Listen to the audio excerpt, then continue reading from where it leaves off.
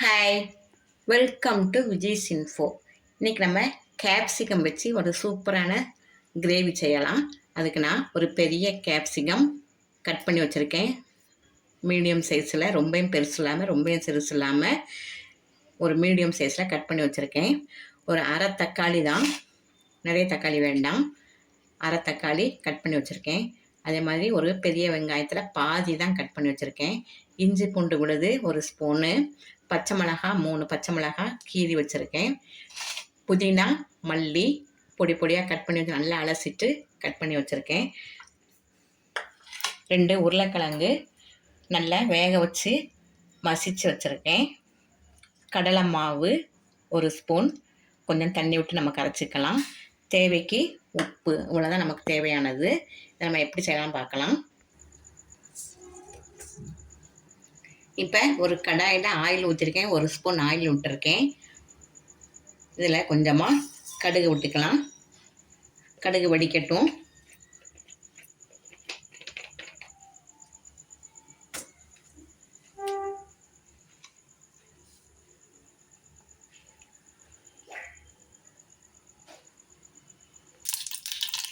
இப்போ கடுகு நல்லா வெடிச்சிருச்சு. நம்ம கட் பண்ணி வச்சுருக்கிற ஆனியனை போட்டுடலாம்.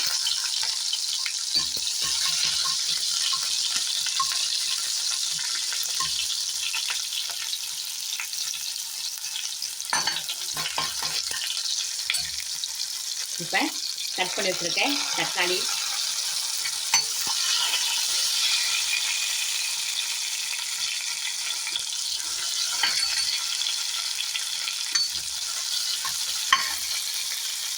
இப்போ கட் பண்ணி வச்சுருக்கிறேன் பச்சை மிளகாய்,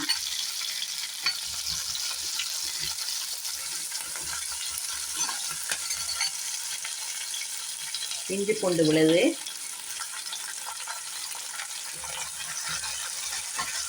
இது நல்லா பச்சை வாசம் போகிற வரல வதக்கிக்கலாம்.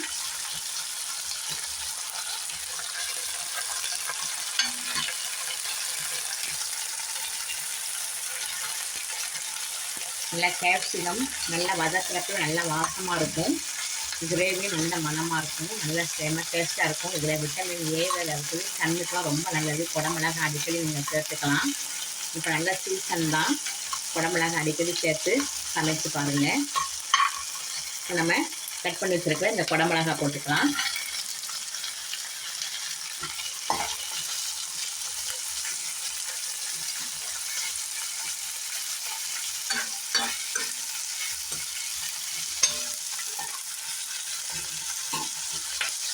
ஒரு 2 நிமிஷம் நல்லா வதங்கட்டும். சீக்கிரமே வந்துடும்.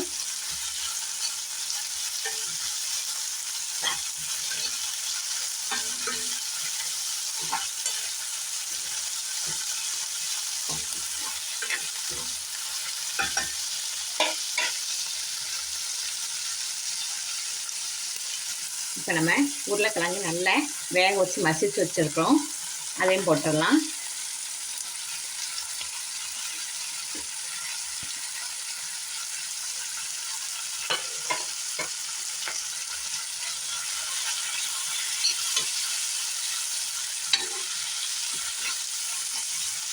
நல்லா பார்க்கறதுக்கே கலர்ஃபுல்லாக சூப்பராக இருக்குது பாருங்க. நல்லா டேஸ்ட்டும் நல்லாயிருக்கும். 10 நிமிஷம் செஞ்சிடலாம். உருளைக்கிழங்கு மட்டும் நம்ம வேக வச்சுட்டோம்னா 10 நிமிஷம் இந்த கிரேவி ரெடி ஆயிரும்.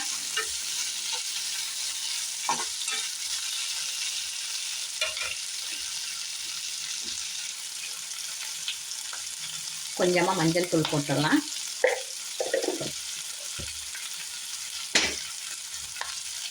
தேவைக்கு உப்பு போட்டுடலாம்.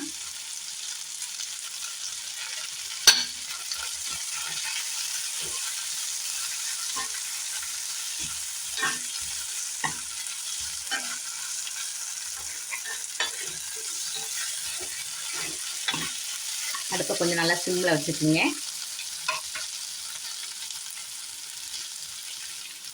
இப்போ நம்ம எடுத்து வச்சுருக்கிறேன் கடலை மாவு போட்டுடலாம்.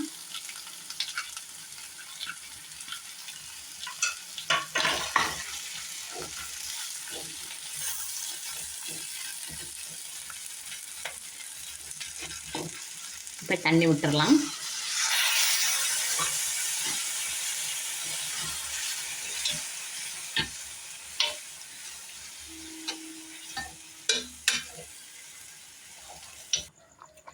நல்லா உங்களுக்கு கிரேவிக்கு எவ்வளோ வேணுமோ அந்த தண்ணியை ஊற்றுக்குங்க. நான் 2 கிளாஸ் தண்ணி விட்டுருக்கேன். பாருங்கள், இந்த அளவு போதும். பூரிக்கு சாப்பிட்றதுக்கு நல்லாயிருக்கும். பூரி சப்பாத்திக்கு எல்லாம் ரொம்ப தண்ணி ஆடாமல் இந்த மாதிரி கொஞ்சம் கெட்டியான பதத்தில் வச்சுக்குங்க. ஒரு பச்சை வாசம்லாம் போன பிறகு நம்ம மல்லி புதினா இலை தூவி இறக்கிடலாம். இப்போ நம்ம நல்ல ஒரு கைப்பிடி அளவு புதினா மல்லி தூவிட்டோன்னா சூப்பரான கேப்சிகம் கிரேவி ரெடி ஆயிடுச்சு. மொத்தம் ஒரு 10 நிமிஷம் கூட ஆகலைங்க. நம்ம உருளைக்கிழங்கு மட்டும் வேக வச்சுட்டோம்னா 10 நிமிஷத்தில் நம்ம கிரேவி சூப்பராக ரெடி ஆயிரும். கேப்சிகம் கிரேவி நல்லா வாசமாகவும் இருக்கும், உடம்புக்கும் ரொம்ப நல்லது. இப்போ நம்ம ஸ்டவ் ஆஃப் பண்ணிடலாம். விட்டமின் ஏ நிறைஞ்ச ஒரு கேப்சிகம் கிரேவி செம்ம டேஸ்ட்டாக ரெடி ஆகிடுச்சு பாருங்கள். வித்தின் 10 மினிட்ஸில் ஆகலை, டக்குன்னு ரெடி ஆகிடுச்சு. பூரி சப்பாத்தியோட செம்ம டேஸ்ட்டாக இருக்கும். நான் இன்றைக்கி பூரி பண்ணியிருக்கேன். இந்த கிரேவிக்கும் இதுவும் செம்ம டேஸ்ட்டாக நீங்கள் சாப்பிட்டு பாருங்கள். இந்த ரெசிபி உங்களுக்கு பிடிச்சிருக்கும்.